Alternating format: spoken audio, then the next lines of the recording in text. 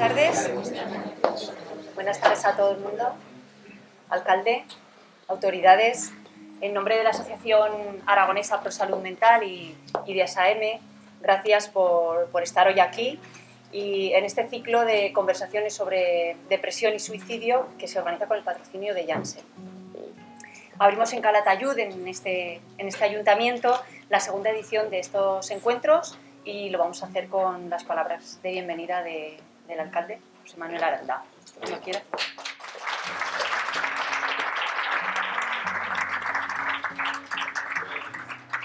Muy buenas tardes. En primer lugar, mi agradecimiento personal a SAMME como consecuencia de centrar nuevamente estas charlas o estas conversaciones sobre depresión y sobre suicidio aquí en Calatayud y también, sobre todo, a ASAEME, que va a ser un poco esa beneficiaria.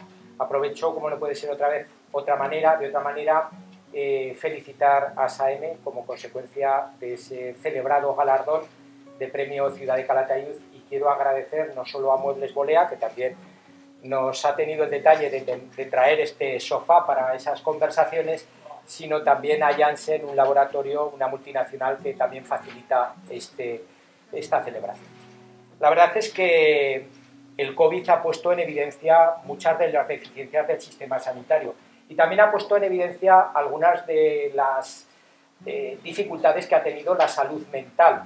Quizás se han magnificado y se han evidenciado mucho más como consecuencia de situaciones motivadas por el aislamiento, por el confinamiento, pero también por el duelo en soledad, por la pérdida de relaciones personales. Todo esto ha intensificado los problemas de salud mental.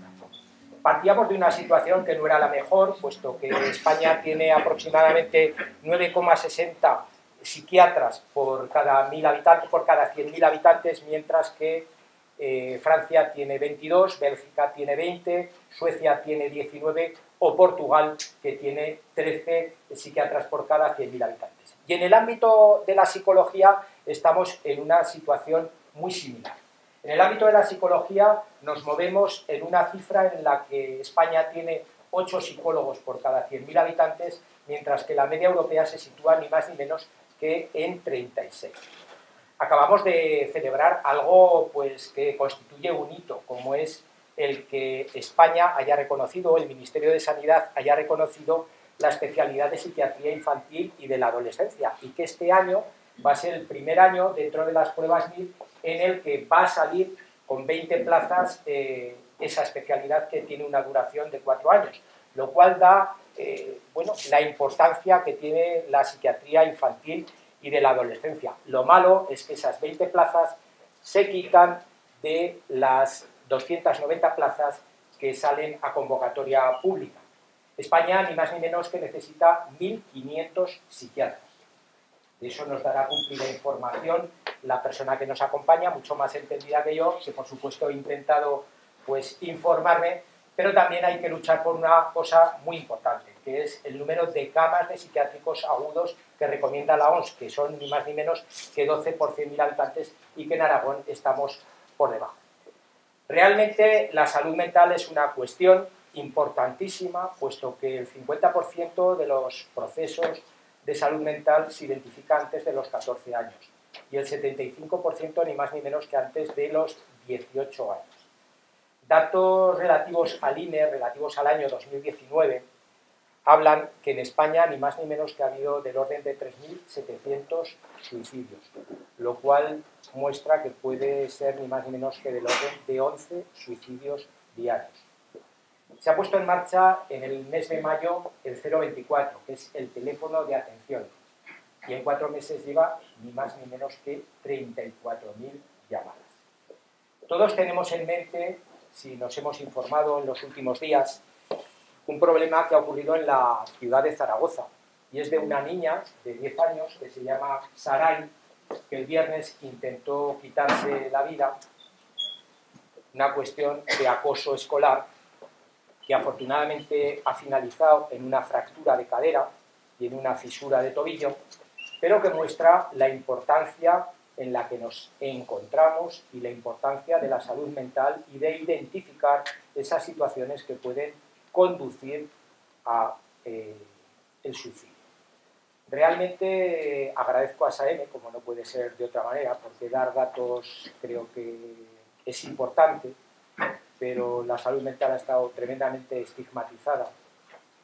Ha cambiado afortunadamente el tratamiento, de todo ello nos hablará el ponente, pero creo que es importantísimo esta jornada divulgativa. Por tanto, yo lo que hago es no solo agradecer a SAEME el que acerque a Calatayud estas jornadas, que son importantísimas, agradecer la labor que están desarrollando, que ojalá pues, obtengan el reconocimiento que buscan en breve espacio de tiempo por la importancia de la salud mental, que he pretendido dar unos cuantos datos que podríamos dar muchos más, pero que realmente pues, lo dejo en manos de las personas entendidas.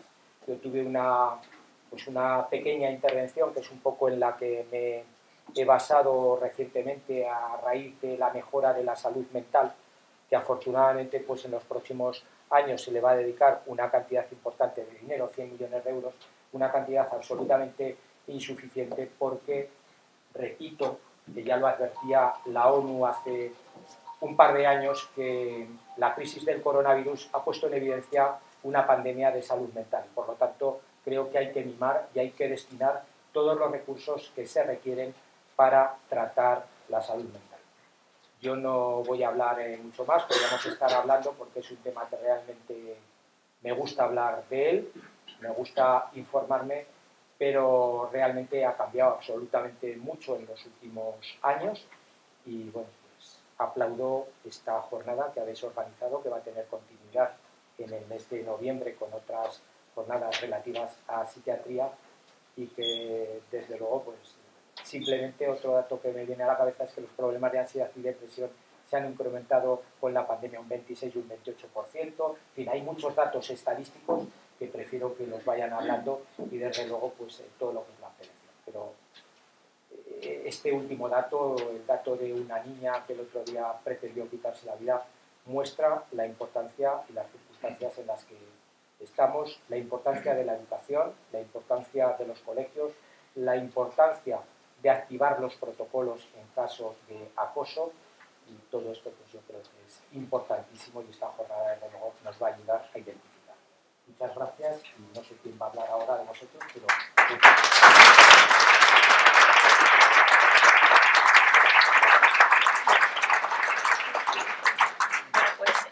Este Chester que ven aquí nos acompañó el año pasado a Sabiñánigo, luego fuimos a Teruel y después terminamos este ciclo en Zaragoza y en torno a él conversamos sobre un tema que durante muchísimos años, lo explicaba muy bien el alcalde, ha sido silenciado, que es el suicidio. Precisamente septiembre es el mes que se dedica a prevención del suicidio. Y bueno, sabemos que estamos ante un grave problema de salud pública y yo les voy a dar algunas cifras, aparte de las que ya ha dado el alcalde, que creo que nos ha situado muy bien. En Aragón cada 3 días fallece una persona por suicidio. Es la principal causa no natural de muerte en personas entre 25 y 44 años.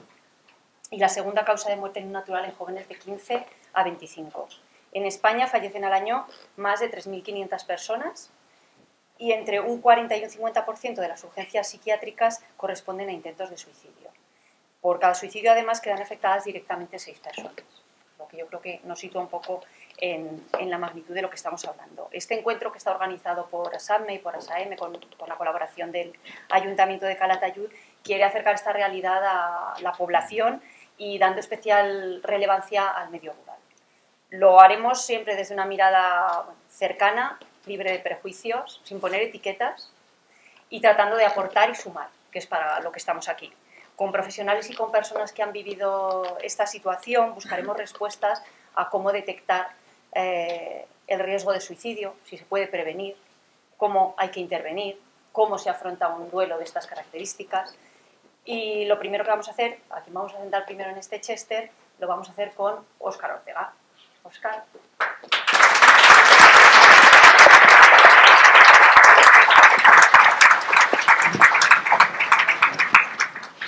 Bueno, os voy a presentar a Óscar. Él es licenciado en Medicina por la Universidad de Zaragoza, especialista en psiquiatría en el Hospital Clínico Universitario Lozano Blesa, además es máster en iniciación a la investigación en medicina y trabaja en ASAPME desde hace 6 años. Más o menos, ¿no? Sí. Buenas tardes a todos. Óscar, siempre nos habían dicho que del suicidio no se hablaba. Este tema... No se oye, ¿eh? No se oye. A ver, así. ¿Así mejor?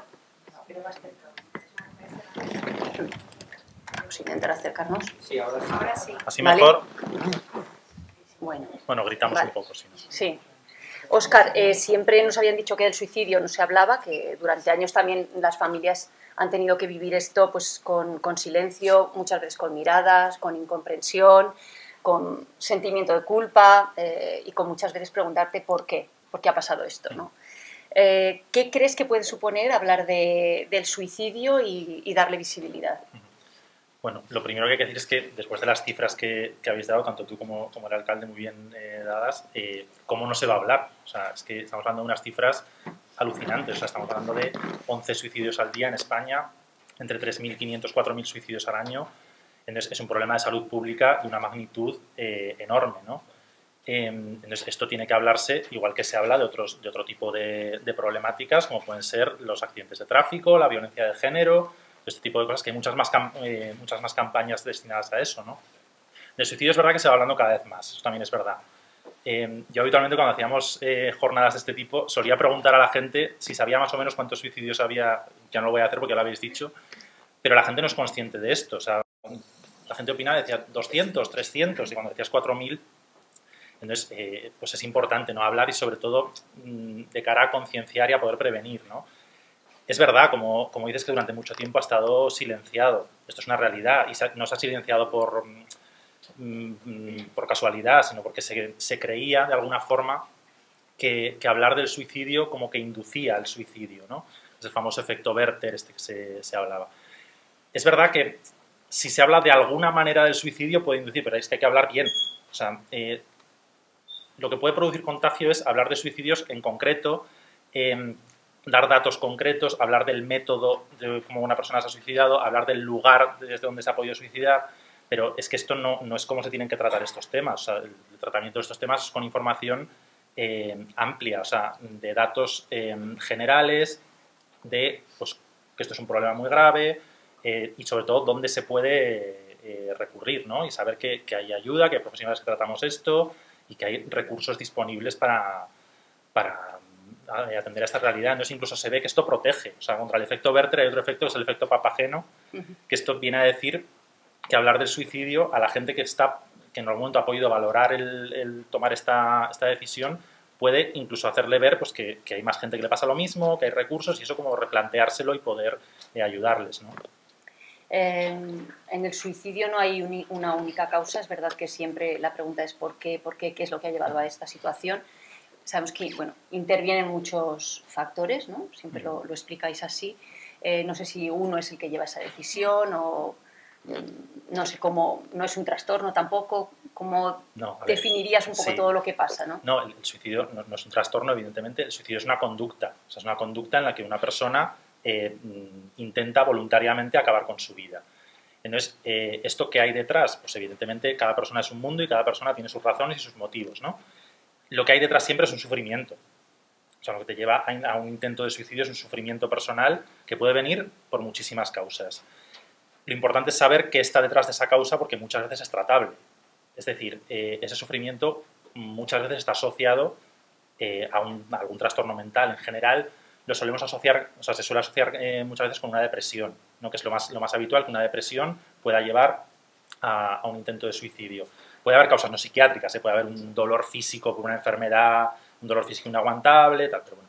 En cuanto a trastornos mentales, la depresión es lo que más se relaciona con el suicidio, pero también otros trastornos de personalidad, por ejemplo, un trastorno de personalidad límite, donde hay una personalidad muy impulsiva, con una vivencia emocional muy intensa que te hace ver lo bueno muy bueno, pero lo malo también muy malo, y junto con esa impulsividad pues te puede llevar a eso, ¿no?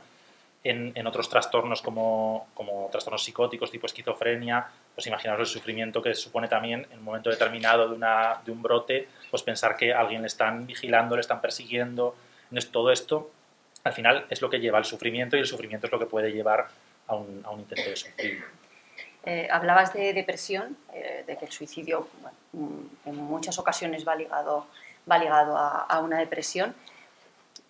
¿Podrías explicarnos cuáles, si hay, son esas señales que marcan que estamos ante un cuadro depresivo? Es decir, no estar triste no es tener una depresión. Eso ¿no? es.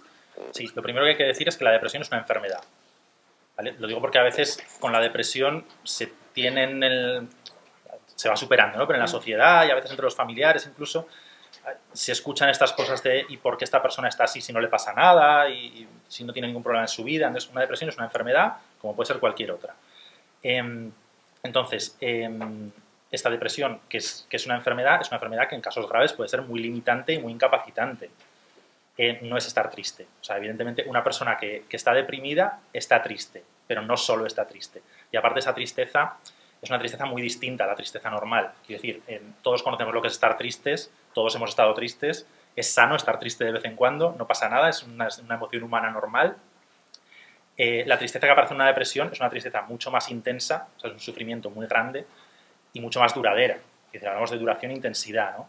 Pero aparte de la tristeza, en la depresión aparecen muchísimos otros síntomas. O sea, pueden aparecer pues, desde ansiedad hasta falta de ganas para hacer cualquier actividad, hasta dificultad para disfrutar de esas actividades que antes a uno le gustaban, alteraciones en la alimentación, en el sueño, en el autocuidado, bueno, ideación de tipo suicida, ¿no?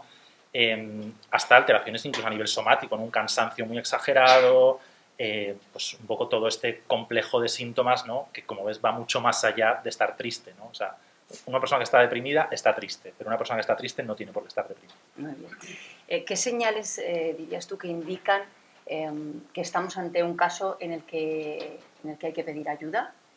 Y también me gustaría que nos explicaras a quienes nos acompañan hoy aquí, qué es lo primero que hay que hacer ante un caso de... Ante un caso de alarma de alguien que manifiesta o se sospecha la posibilidad que puede, de... sí. Vale. Bueno, primero, hay gente que esto lo puede manifestar directamente y hay gente que lo puede hacer más indirectamente, ¿no? Hay gente que directamente manifiesta su deseo de acabar con su vida, ¿no? A veces de una manera más directa, a veces de una manera más indirecta, ¿no? En el sentido de frases pues de ojalá no me levantara mañana, pues total, para estar así mejor estar muerto, este tipo de cosas que hay que tomarlas en serio, ¿no? O sea, no hay que dejarlo pasar y hay que tomarlo en serio y buscar una solución, ¿no? Luego, eso es una forma un poco más directa, ¿no? Pero hay otros comportamientos que no son tan evidentes, pero que pueden indicar que esa persona pues está tratando de solucionar cosas, ¿no? De dejar cosas pues como herencias, testamentos, temas administrativos, tal, que como solucionarlos de una manera un poco precipitada, ¿no? Por supuesto que una persona esté con una depresión, que esté triste, o sea, todo esto son señales que pueden llevar a eso, ¿no? Desde la familia, que es lo importante, pues ayudar en lo que se pueda, pero sobre todo orientar hacia profesionales. O sea, cuando hablamos de una persona con una ideación suicida, eso lo tiene que valorar un profesional sí o sí. Luego el profesional ya podrá dar pautas a la familia que muchas veces pasan por pues, que esa persona en los momentos de más riesgo que pueda estar más acompañada, que se puedan tomar medidas como que, pues por ejemplo, las medicaciones no las tenga a su alcance, se las administren, ¿no? O sea, medidas de este tipo, pero sobre todo orientar hacia profesionales. Recuerdo que el año pasado me sorprendió porque en la primera conversación que tuvimos sí que dijiste que por esto se puede ir a urgencias.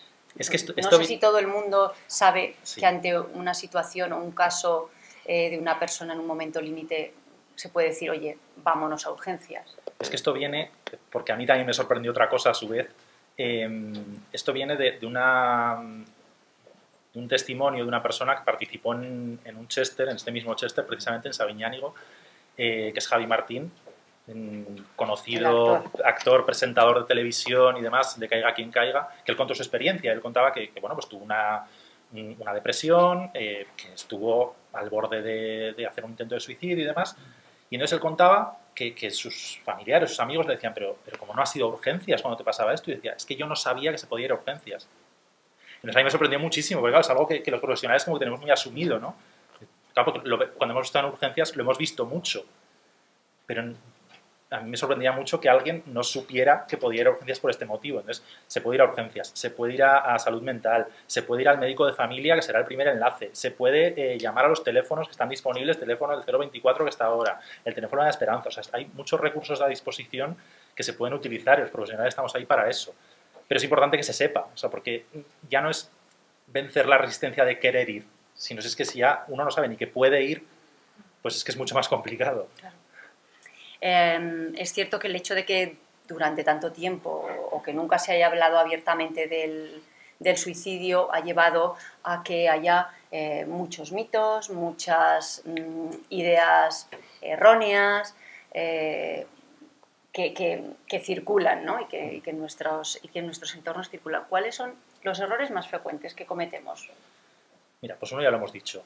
El de que hablar del suicidio induce al suicidio. Eso ya no lo voy a comentar más porque ya lo hemos comentado antes. Eso es.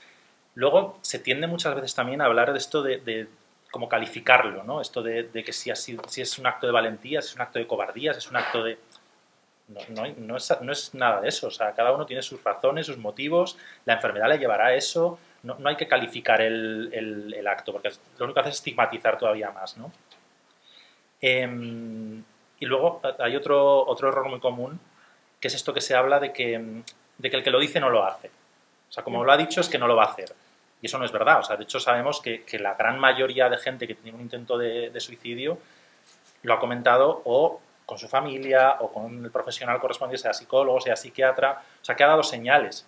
Entonces, por eso es importante insistir en esas señales, ¿no? El detectarlas y poder actuar ante ellas.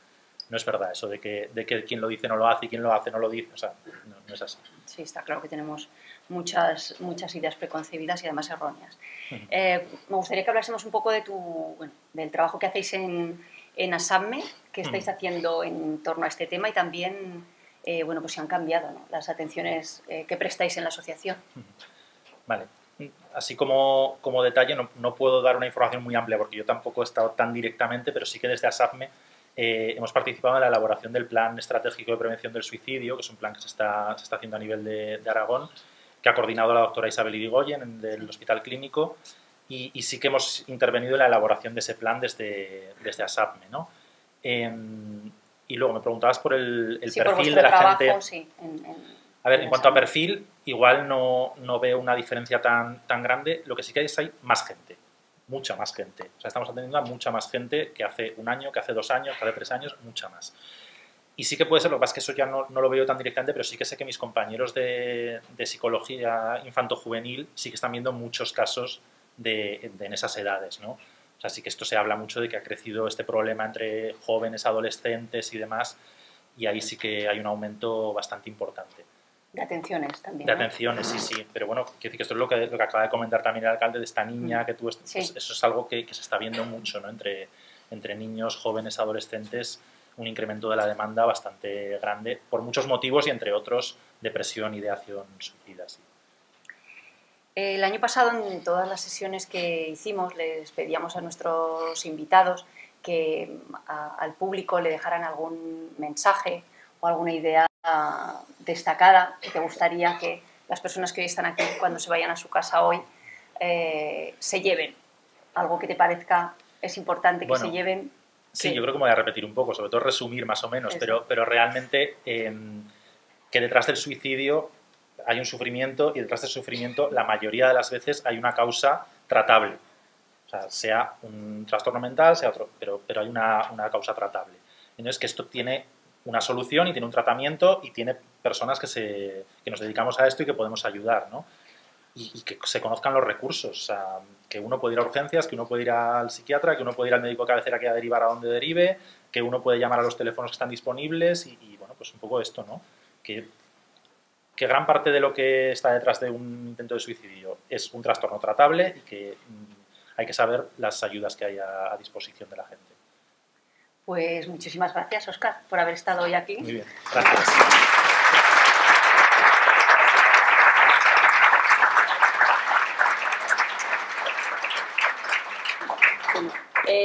No queremos simplificar lo que es una realidad que es compleja, que además de visibilidad pues, requiere recursos, requiere propuestas de actuación pero también tanto ASAME como ASAEME quieren pues, dar un mensaje esperanzador y facilitar información. Este Chester ha sido testigo de muchas historias de superación, porque los testimonios que escuchamos, bueno, pues creemos que pueden ayudar a saber qué hacer o que pueden ayudar a otras personas, y esas historias son historias como la que hoy vamos a conocer de Fernando Pérez. Fernando.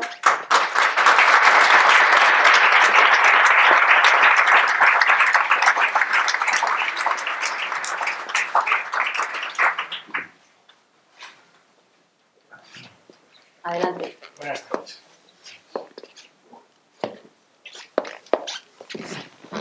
Bueno, Fernando hoy es voluntario de ASAEME. Gracias por participar en este encuentro, por tu generosidad, sin duda, para acercarnos a lo que has vivido. Y bueno, yo lo primero que te quería preguntar es, ¿cómo estás? Pues bien, aquí ha gustado compartir contigo mi gran experiencia, y si puedo ayudar a alguna persona, pues encantado. Oye, cuéntanos un poco cómo es tu día a día como voluntario de ASAEME. Bueno, pues mi día a día es pues cuando tengo clase programada de yoga, pues enseño lo poco o mucho que sé a mis compañeros, porque para mí siguen siendo mis compañeros, y pues hacemos cada uno lo que podemos. O sea, no es tampoco un yoga de estos que se ponen los yogis, bueno, ¿para qué voy a alargar bien? Entonces, sí, no, hacemos yoga sentado también, o sea, que no... O sea, para que veáis que el yoga se puede hacer de muchas formas. Bueno, entonces, pues, ahí pues el día que me marca, pues oye, los viernes solemos hacer manualidades, pues estoy allí con los compañeros, que si les hace falta material, estoy allí para poner material, pintura, lo que sea. Luego también soy pues un poco, oye, clávame este clavo, oye, colgame este cuadro, o sea, en mis posibilidades, dentro de mis posibilidades y mi fuerza, pues en lo que pueda, pues yo quiero colaborar para sentirme un poco, aparte de que me siento ya útil ahora, gracias aquí a los compañeros, y pues porque mi cabecita está ocupada. Bueno, además, Fernando es muy andarín, que me lo ha estado contando antes. Sí. Que ¿cuántos pasos habías hecho hoy? Pues hoy habré hecho una mañana cosa de 10.000. Bueno, pero hay días que hace mucho más, ¿eh? Sí, el otro día hice 18.000. Exacto. O sea, bueno, ahí hay un compañero que algún día haremos una andada. Ya hicimos una. Bueno, entonces, pues ese es mi día a día. Llego a casa, me hago la comida, porque me hago la comida yo y la cena, y pues si tengo tiempo me pongo a dibujar, que me gusta mucho, pintar, que pinto también, al óleo ahora lo he dejado porque el olor, pero lo hago con pintura al óleo, pero de tiza. Y si no, pues leo una película, veo una película o escribo lo que se me ocurre. Si se me ocurre cualquier cosa, pues escribo, que no me sale bien, pues con regalo ya está. ¿No? Sí, porque ¿para qué? Si yo sé que no me va a ganar la vida escribiendo, pero bueno, me entretengo y es lo esencial, para mí es lo esencial. Y sobre todo, pues compartir con mis compañeros y con cualquiera mi tiempo libre que tengo ahora, que yo antes no lo compartía, claro. ¿Alguien que haya pasado por una situación similar al proceso que tú has vivido, por dónde le dirías que empezase? ¿Qué le dirías? Bueno, ¿Qué debe hacer? Yo en mi caso, si por ejemplo se dirigiera a mí, vamos a imaginar, pues le diría en principio cómo te encuentras, o sea, empatizar un poco con él, que la empatía no la tenemos, ninguno. ¿Sabes lo que es la empatía, sí, no? Aquí el doctor también nos lo puede decir lo que es la empatía. Entonces, empatizar con él. Hoy los doctores empatizan mucho con el enfermo, por supuesto.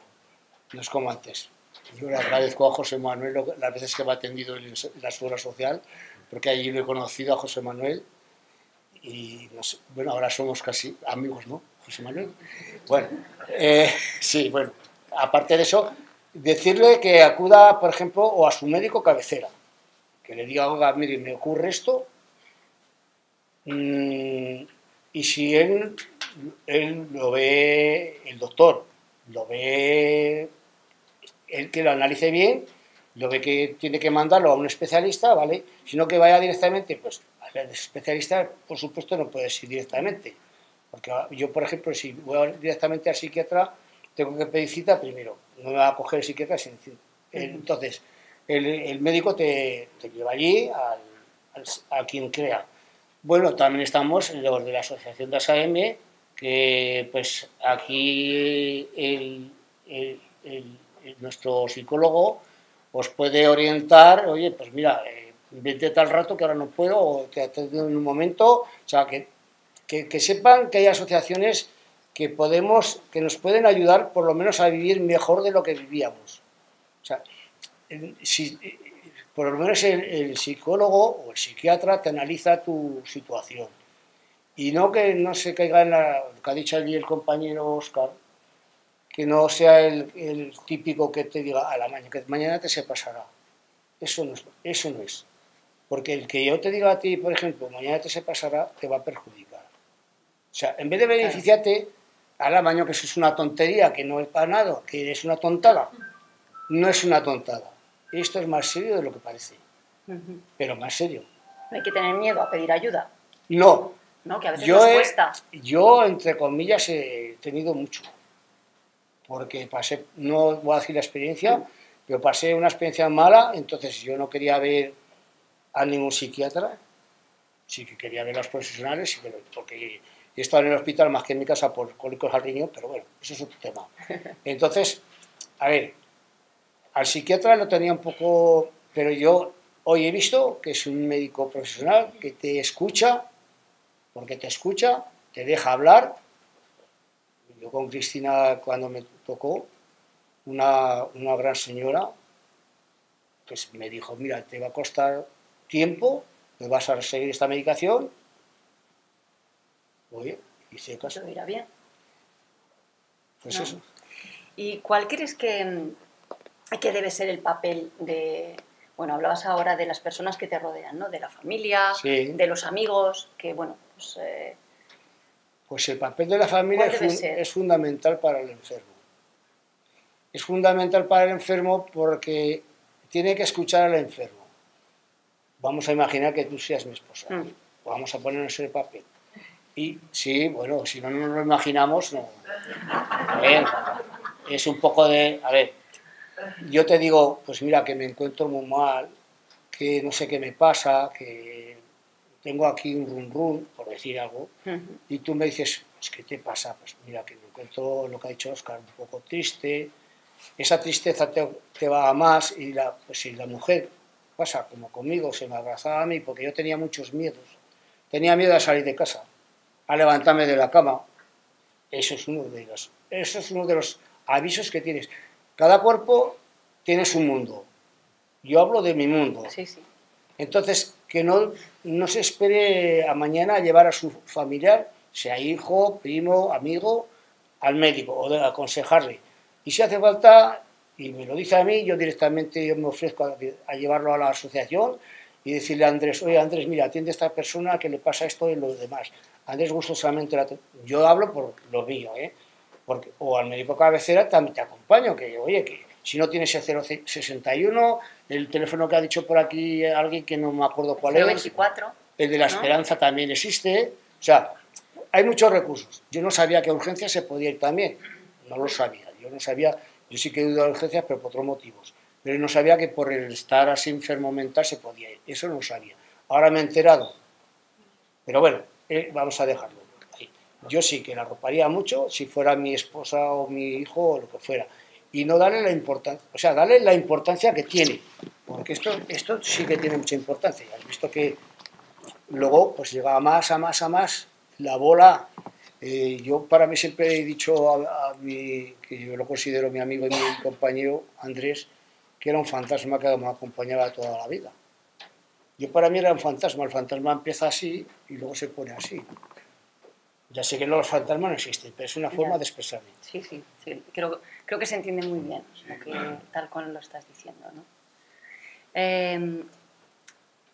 Es verdad, decías, ¿no?, que cuando hablamos de una persona que tiene depresión o que la gente que estamos alrededor, sin siempre decimos pues esto, ¿no? Venga, hombre, anímate, esto se va a pasar, sal, diviértete, que es precisamente lo que imagino que la persona que está en ese momento no quiere escuchar, ¿no? ¿Qué nos dirías? Si yo te dijera eso, ¿tú qué me dirías? Pues si me dijeras vámonos a bailar esta tarde y yo me encontrara como me encontraba, pues a lo mejor tu día no es el mejor momento. Porque, por ejemplo, yo he estado en la feria cuando nos hacían lo de esto de los abueletes, que lo hacía el ayuntamiento gratis, íbamos gratis a una revista que era guapa, que venía María Nicole Corto, y yo me he marchado de allí y le he dicho a mi mujer que me pongo malo, que me pongo malo y que me pongo malo, y que me he marchado. O sea, no hay que llegar a ese momento, no hay que llegar a ese momento. Hay que, cuando tengas el síntoma, no hay que esperar. Yo espero mucho, a lo mejor ha sido que no era mi momento, vamos, o un error, pero no hay que esperar tanto, porque ya digo que la montaña se va haciendo más grande, si no los doctores me lo pueden decir. La montaña se va haciendo más grande, es como cuando tienes una piedra en el riñón y la tienes así, luego te se hace así. ¿Verdad, doctor? Pues esto es parecido, esto es parecido. Perdona que te esté todo el rato dirigiéndome a ti, pero bueno, como estás aquí, somos amigos, tengo confianza ya, ¿no? Bueno, entonces no hay que dejarlo que se haga un globo grande. Si el globo sea chiquitico, vamos al médico cabecera, el médico cabecera que lo valore y si cree conveniente que lo vea un psiquiatra en ese momento, que lo vea un psiquiatra o un psicólogo, yo para mí es lo mejor que le pueden hacer a esa persona, el familiar, el amigo, el vecino, quien sea. Y no decirle a la mano que ya te se pasará, que no seas tonto, que siéntate a comer. Muchas veces vienen porque no tienes ganas de comer, no tienes ganas de escribir. Es que hay muchos... es muy... nuestro mundo, bueno, yo hablo del mío, es muy grande. Hay días que te arrinconas en un rincón, tienes miedo, te tapas así con unas sábanas y no te sacan de ahí. Y es que no te sacan de ahí y no sabes lo que te pasa. Si supieras lo que te pasa, es que no lo entiendes. Yo no lo entiendo, pues ¿cómo lo vas a entender tú, que eres mi mujer? Ya. No, es cierto, ¿eh? Esto que estoy contando es cierto, porque yo lo he pasado. Si no lo hubiera pasado, no lo contaría. Entonces, para que las personas vean que es más importante de lo que parece. Una persona que esté así, en mi caso, hablo del mío, porque conozco a otros compañeros que también se han arrinconado, no ha habido manera de sacarlos del rincón, y ahí han estado días y días hasta que al final yo reventé un día y dije, esto ya no puede ser así.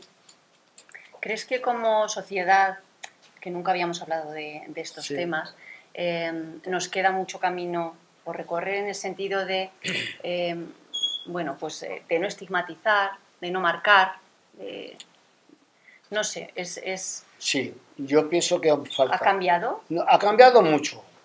Ha cambiado mucho, la prensa también ha cambiado mucho, pero la prensa también aún es muy negativa. Porque, por ejemplo, este caso que han contado aquí, parece que ha sido el doctor, esto la prensa pues tenía que tratarlo de otra forma.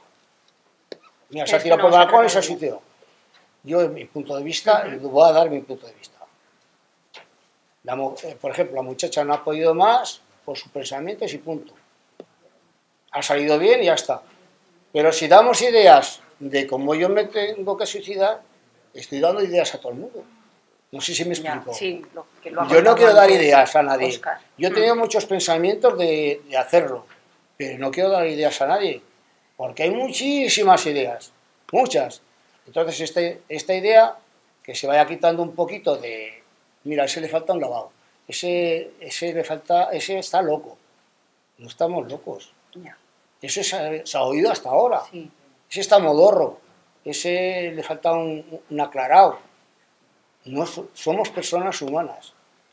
Llevamos nuestra medicación.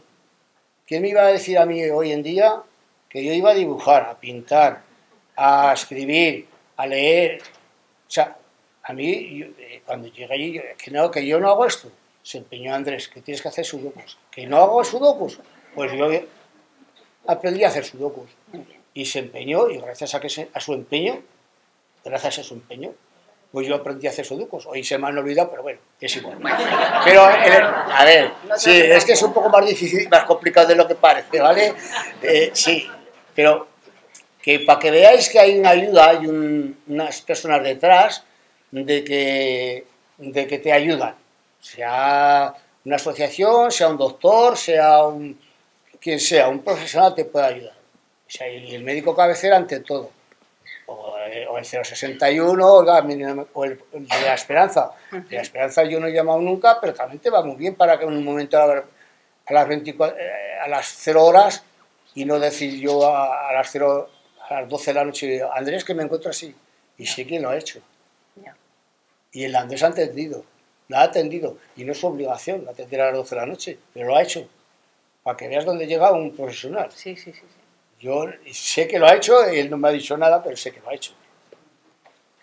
Bueno, pues Fernando, tenemos que ir terminando. Pues vale. Pero antes de que te vayas, sí que me gustaría, bueno, que dejaras un mensaje, igual que le he pedido a Óscar, ¿no? Que trasládales un mensaje con bueno, esto del pues suicidio el mensaje que les traslado pues es el que he dicho aquí, que si conocéis algún caso como el que estoy contando yo, pues que le digáis que hay una asociación detrás, que hay profesionales, que tenemos aquí pues una asociación que va poco a poco, pero vamos marchando, vamos saliendo adelante. De hecho, ya muchos compañeros se han dado de alta, o sea, están haciendo otra vida.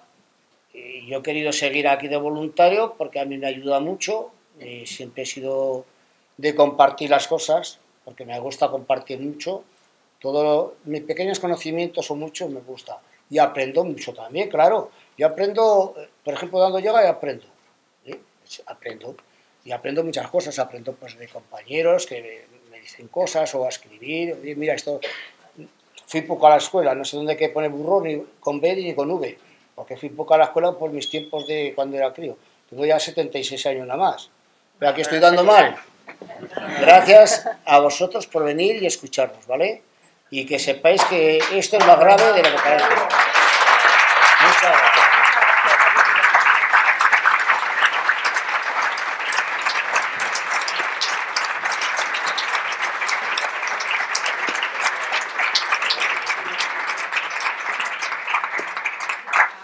Hemos visto, el papel de las asociaciones es fundamental tanto pues para las personas que tienen una enfermedad mental como para las que están pasando un mal momento, como para las familias.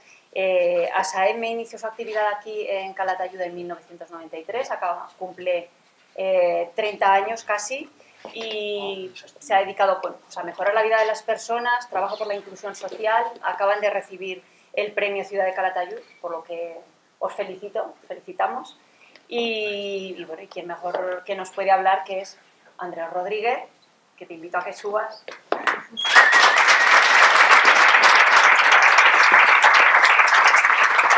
Muchas gracias. Andrés es psicólogo, trabaja en ASAEM. Voy a dar unas pinceladas de tu currículum.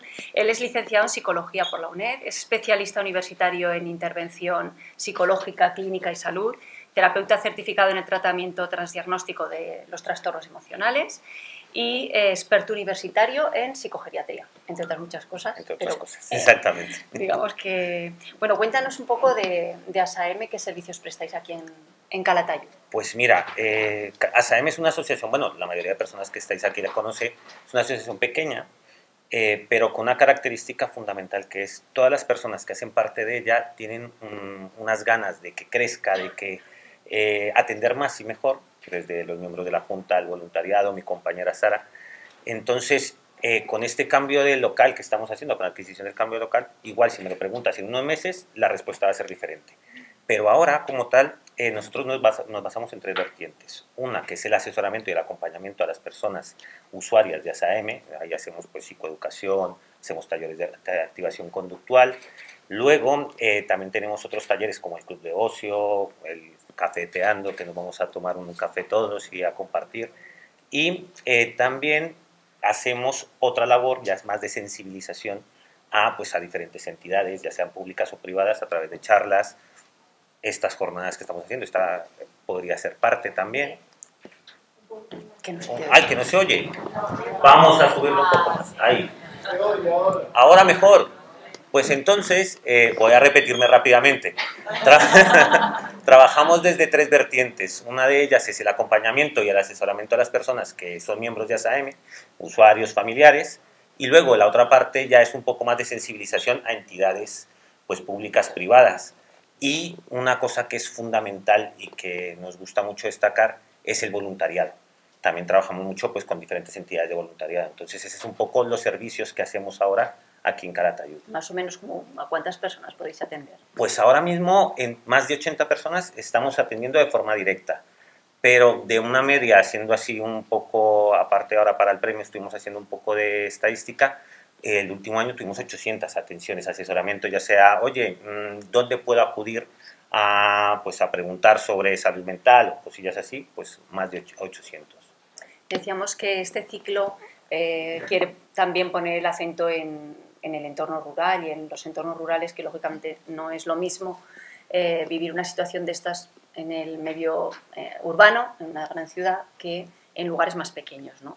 Yo te quería preguntar cuáles crees tú que son esas diferencias, si las hay, y también, pero sobre todo también teniendo en cuenta bueno, pues, el estigma o los comportamientos o determinadas actitudes. No sé si es más difícil, si cuesta más. Mira, el entorno urbano tiene sus pros y sus contras, y el entorno rural también. Uno de los principales contras que podemos ver realmente en un entorno rural es esa variabilidad de los profesionales, que claro, que no deja que las personas se enganchen. Entonces, claro, si vamos cambiando varias veces de profesionales, pues bueno, es muy difícil enlazar con ellos, es muy difícil seguir las pautas que se indican. Entonces, esa sería quizás una de las mayores dificultades que encontramos al momento de asesorar o de acompañar a las personas. Pero también trae una gran ventaja, y es que al final nos vamos apoyando entre todos. En un entorno rural y un entorno un poco más pequeño como es Calatayud, al final entre todos nos vamos apoyando, nos vamos conociendo, y entonces pues bueno, vamos buscando recursos. Entre las asociaciones, los movimientos asociativos también pues vamos buscando alternativas, apoyos. Entonces tiene esos pros y sus contras. Respecto al estigma, bueno, ya hemos hablado un poco, ya lo han contado, sigue estando un poco, pero sí que es verdad que aquí quiero reconocer un poco la labor también de las personas, de los usuarios y usuarias de ASAM, porque están muy orgullosos de pertenecer a ella. Entonces ellos son como embajadores, a mí me gusta llamarle embajadores. Van y dicen, oye, pues en ASAM hacemos esta actividad, el psicólogo hace esto, Sara nos da esto, y al final pues eso va rompiendo un poco de mito, va rompiendo también esa barrera de acercarse a la asociación y de ver que al final pues es un acompañamiento, son actividades que a todas las personas puede beneficiar. Entonces ellos son esa parte de romper el mito y de romper ese estigma dentro de un entorno rural. El abordaje del suicidio es complejo, porque hay que hacer desde intervenciones en prevención de la conducta suicida, después de un intento de suicidio, o el trabajo con las familias, que tiene diferentes etapas, ¿no? Sí, o ámbitos. Sí. Bueno, ¿cómo trabajáis concretamente en estos temas? Nosotros desde ASAM lo que planteamos es un acompañamiento realmente y una atención en crisis. Siempre derivamos y buscamos la forma de que los recursos, al ser los recursos limitados que tenemos en ASAM, y como muy bien decía Fernando, no hay una atención 24 horas, pues sí que se utilicen los recursos 024, Teléfono a la Esperanza, el 061 en momentos de crisis. Pero luego intentamos hacer un acompañamiento y intentar hacer ver a la persona que es capaz de tolerar ese malestar, que aplace esa decisión, que vaya viendo que con las actividades grupales, porque aquí realmente también nosotros trabajamos más en forma grupal, el grupo es muy importante para ayudar a que esa persona aplace esa decisión.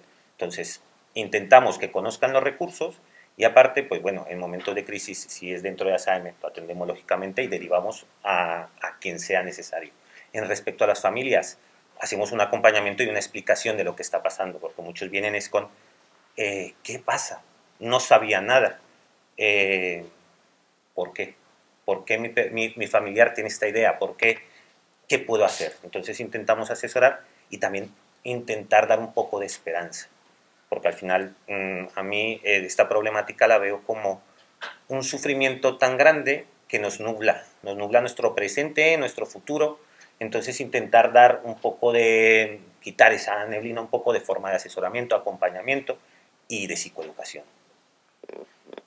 Las personas que llegan a vuestra asociación en busca de ayuda, hemos comentado también que bueno, estos 2 años de pandemia y de todo lo que nos ha pasado en tan poco tiempo, tantas cosas, bueno, pues ha traído muchas complicaciones, ¿no?, de salud mental. ¿Qué es lo primero o qué es lo que más os suelen pedir?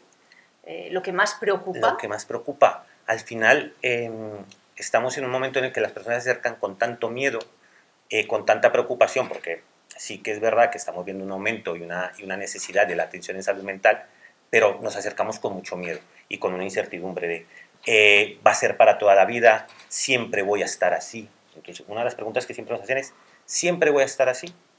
¿Siempre no me voy a poder levantar de la cama? ¿No voy a poder hacer diferentes cosas? Entonces, lo que nos piden es un poco de acompañamiento y de educación, un poco de psicoeducación, de conocer lo que está pasando. Esto no es para toda la vida. Exactamente, esto no es para toda la vida. Sí que es un proceso largo. Yo me gusta ser muy sincero. No es fácil, el recorrido no es fácil, pero hay una cosa que me gusta mucho del lema de ASAM, que es ASAM te tiende la mano. Pues yo siempre planteo es que dejarnos tender la mano, pero necesitamos también de esa persona. Esto es bidireccional. Nosotros te apoyamos y apóyanos a nosotros también para poder ayudarte. Es un proceso. Sí que me gustaría que trasladaras a la gente que está aquí, como igual que hemos hecho con nuestros anteriores invitados, bueno, pues un mensaje en torno al suicidio, ¿no? La gente que ha venido aquí tiene interés en saber.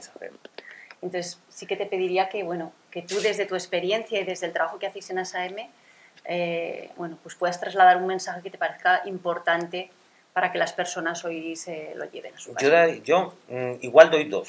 Igual me subo y doy 2. Incluso 3. El primero es hablar sobre lo que nos pasa, no es malo. Sentirnos mal no es el problema es qué hacemos con ese sentimiento y con eso. Entonces no nos dejemos llevar por esa neblina, por esos miedos, esas incertidumbres y acudamos ya sea a nuestra familia y que nuestros familiares nos acompañen, porque sí que es verdad, como decía Fernando, a veces cuesta salir de la cama, cuesta salir, da miedo. Entonces acompañar y lo más primordial, dejarnos también intentar apoyar, acercarnos a los recursos y escuchar al profesional. A veces sabemos que los profesionales decimos cosas que igual en un momento, al principio no gustan, pero estamos para acompañar, para compartir esa parte, ese dolor y entenderlo. Muchas veces lo que buscamos es que alguien nos entienda también y que sepa que no estamos y que sepáis que no estáis solos. Dejarnos tender la mano, que como dice ASAM, pues os tendemos la mano. Ese sería un poco el mensaje y que al final hemos mostrado hoy que sí que se puede salir con un trabajo, un proceso, pero se puede salir y que si en algún momento yo cuando doy charlas sobre prevención del suicidio, yo digo, caras vemos, corazones no sabemos. Entonces, si en algún momento alguien de los presentes o de los que nos están viendo por internet o nos ven luego en la grabación, si en este momento estáis pensando en eso, yo os pido que lo aplacéis un poco y que pidáis ayuda. Que no lo hagáis, no os dejéis llevar, aplazarlo un poco y darnos la oportunidad de ver qué alternativas y cómo construimos una vida diferente entre todos.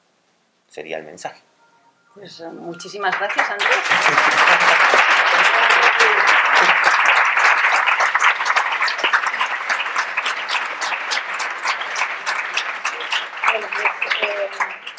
Después de escuchar a Óscar, a Fernando, a Andrés, que están aquí en primera fila, espero que esta conversación sobre depresión y sobre suicidio les haya ayudado a entender mejor lo que hoy desde luego es un grave problema de salud pública, que requiere atención por parte de la sociedad, pero que desde luego requiere también recursos por parte de las instituciones.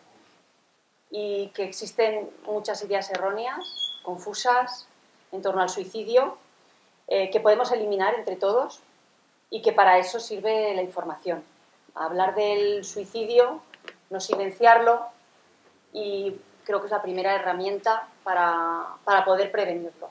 Chester, que, bueno, pues que amablemente nos cede muebles Bolea, se pone de nuevo en marcha nos vamos a ir hasta Alcañiz con él, que será nuestro próximo destino. Muchas gracias por estar aquí.